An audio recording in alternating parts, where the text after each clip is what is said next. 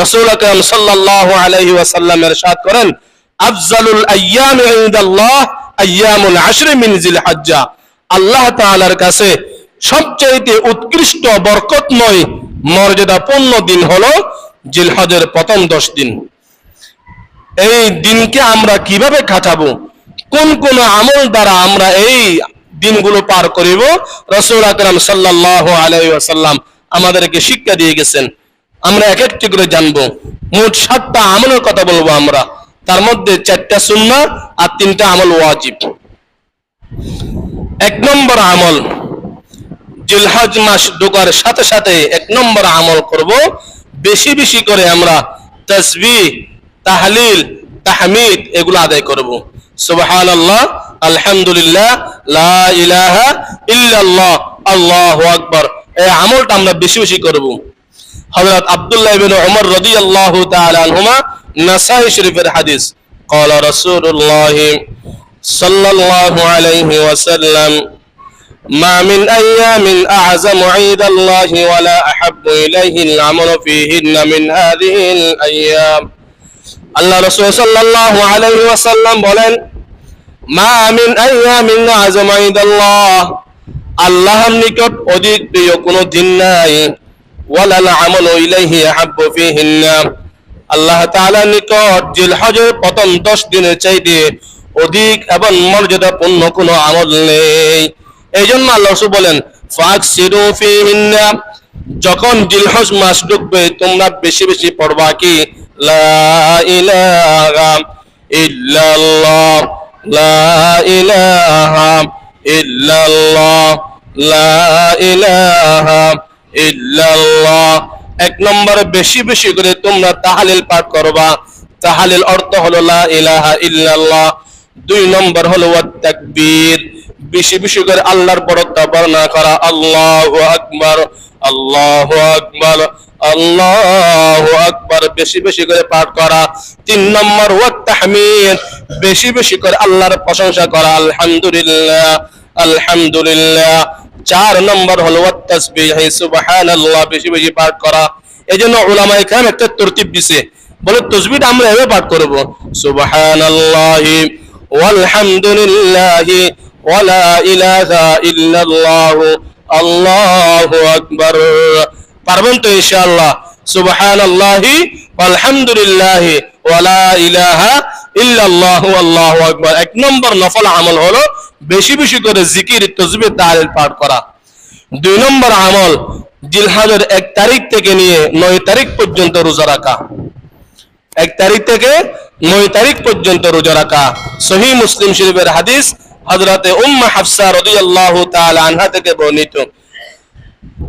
عن أم حفصة رضي الله تعالى عنها قالت كان النبي صلى الله عليه وسلم يصوم 9 ذي الحجة।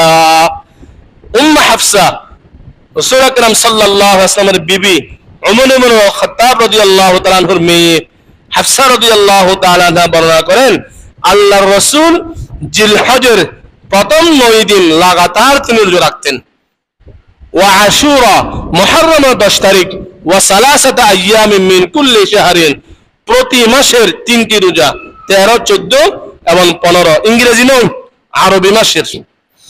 এই রোজাগুলো আল্লাহ রাসূল নিয়মিত রাখতেন। তাহলে এই হাদিস দ্বারা বোঝা যায় জিলহজের 2 নম্বর আমল হলো 1 থেকে 9 তারিখ পর্যন্ত রোজা রাখা। এই রোজার ফজিলত কি?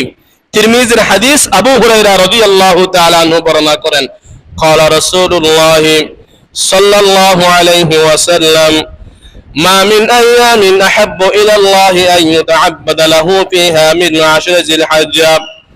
আল্লাহ রাসূল সাল্লাল্লাহু আলাইহি ওয়াসাল্লাম ইরশাদ করেন, জিলহজের প্রথম 10 চাইতে কোনো প্রিয় আমল আল্লাহর কাছে নেই। ইয়াদিলু সিয়ামু কুল্লি ইয়াউমিন মিনহা বিসিয়ামি সানাম।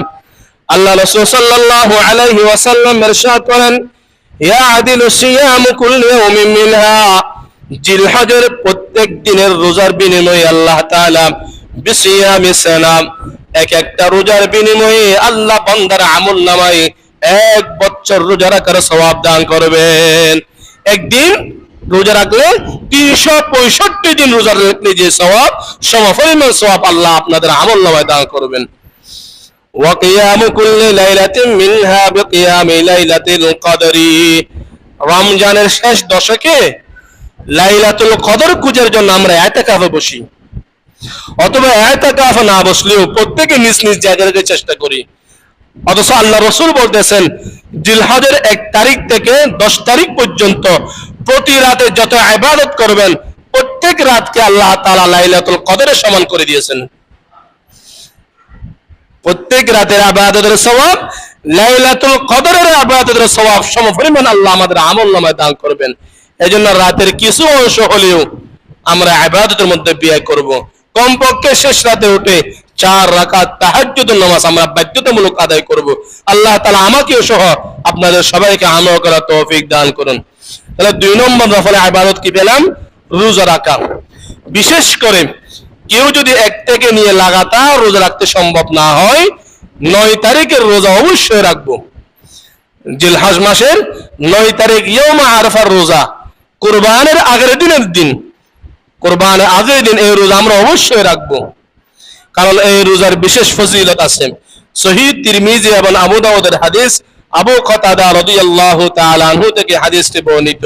قال رسول الله صلى الله عليه وسلم صيام يوم عرفة أحتسب على الله أن يكفر السنة التي قبله والسنة التي بعده أو كما قال النبي عليه الصلاة والسلام।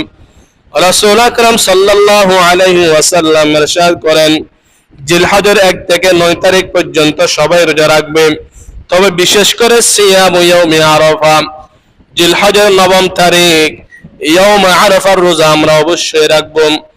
কারণ এই রোজা সম্পর্কে আহতাসিবু, আমি আশাবাদী এই রোজা সম্পর্কে আইয়ুকাফিরাস সানাতাল্লাতী ক্বাবলাহু ওয়াস সানাতাল্লাতী বা'দা, আমার উম্মতের নরনারীর মধ্যে যারা জিলহজের 9 তারিখ রোজা রাখবে, আল্লাহ তার 1 বছর আগে এবং আগামী 1 বছর 2 বছরের গুনাহ আল্লাহ মুহূর্তের মধ্যে মাফ করে দিবেন। এখন আপনাদের প্রশ্ন আসতে পারে, হুজুর পূর্বের 1 বছর তো আমরা গুনাহ করেছি, কিন্তু আগামী 1 বছর বাঁচবে কিনা সেই গ্যারান্টি নেই, আর বাঁচলেই তো গুনাহ করবে কিনা তারও তো নিশ্চয়তা নেই। গুনাহ করলেও তো মাফ করবে, আমরা তো এখনো গুনাহ করিনি। আচ্ছা, আগামীকাল শনিবারে গুনাহ আল্লাহ মাফ করার জন্য আমাকে গুনাহ করতে হবে না? তো গুনাহ না করলে কিভাবে মাফ করবে? এজন্য মুহাদ্দিসিনে কেরাম বলেন, গুনাহ মাফের অর্থ হলো আগামী 1 বছর আল্লাহ তাআলা আপনাকে গুনাহ থেকে হেফাজত করবেন। গুনাহ থেকে কি করবেন? হেফাজত করবেন। এজন্য আমরা চেষ্টা করব 9 তারিখে রোজা রাখার জন্য। তাহলে 1 নম্বর আমল বেশি বেশি করে তাসবিহ, কলমা, লা ইলাহা ইল্লাল্লাহ, আলহামদু পাঠ করা। 2 নম্বর রোজা রাখা। 3 নম্বর আমল, জিলহজ মাস যখন ঢুকবে, জিলহজ মাসে ঢোকার আগে 3 নম্বর আরেকটি আমল হলো, এটা আজকে করে ফেলতে হবে। আজকে সন্ধ্যার মধ্যে চাঁদ উদিত হবে। এর আগে আমরা যারা প্রেস হয়ে গেছে আলহামদুলিল্লাহ, যারা জানি, যাদের স্মরণ নেই, যাদের মুখ ছোট করা দরকার, যাদের হাত পায়ের নখ কাটা দরকার, আমরা এখন নামাজ পড়ে গিয়ে এগুলো পরিষ্কার করে ফেলবো। শরীরের অন্যান্য অবাঞ্ছিত লোমগুলো যেগুলো আছে সেগুলো আমরা ফেলে দিব। এটা আজকে মাগরিবের আগে করে ফেলতে হবে। এই আমলের ফজিলত কি? এটা 2 ধরনের ব্যক্তির জন্য এই আমল, যারা কুরবানি করবে তাদের ক্ষেত্রেও, আর যারা কুরবানি করবে না তাদের ক্ষেত্রেও এই আমল।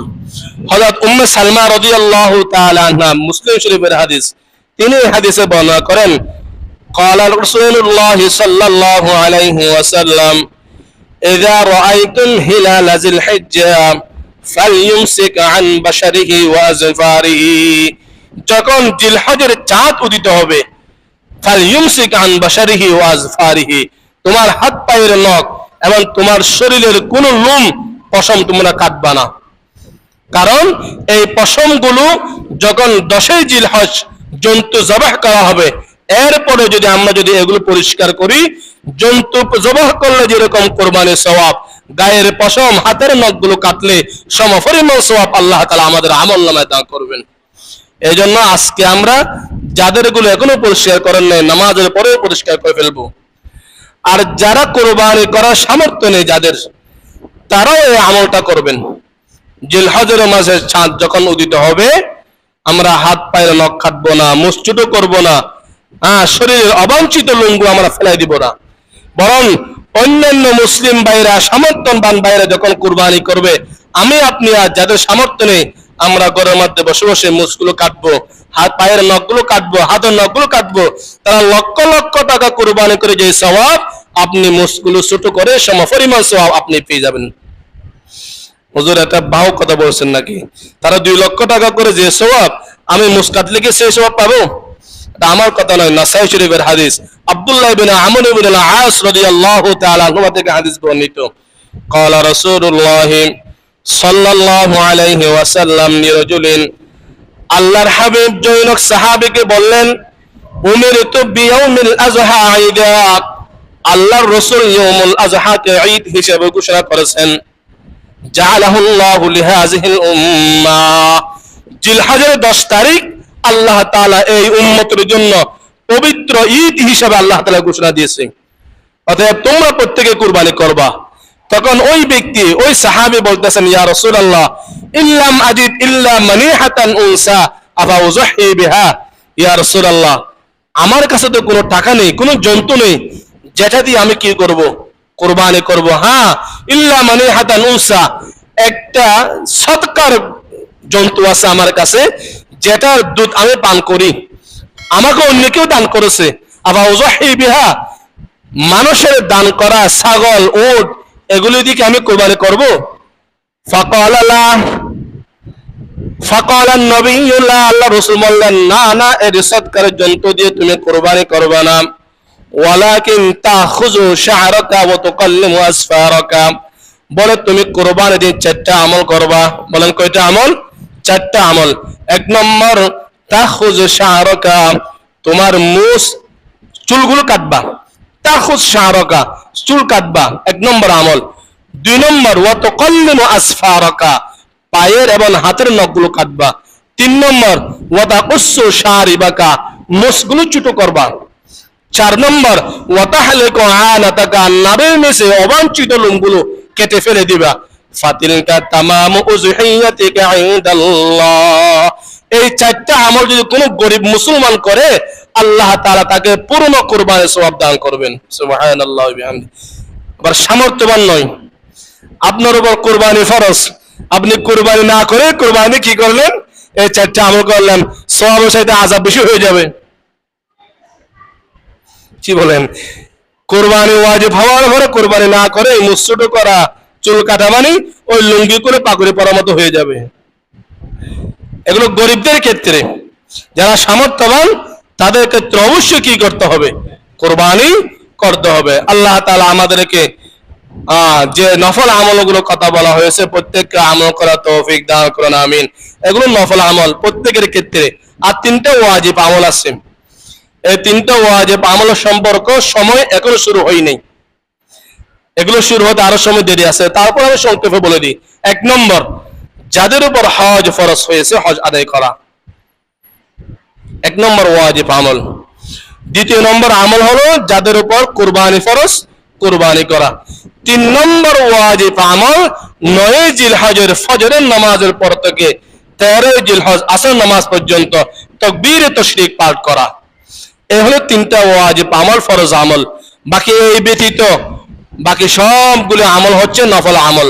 আল্লাহ তাআলা আমাদের সবাইকে কথাগুলো বুঝে আমল করার তৌফিক দান করুন, আমিন।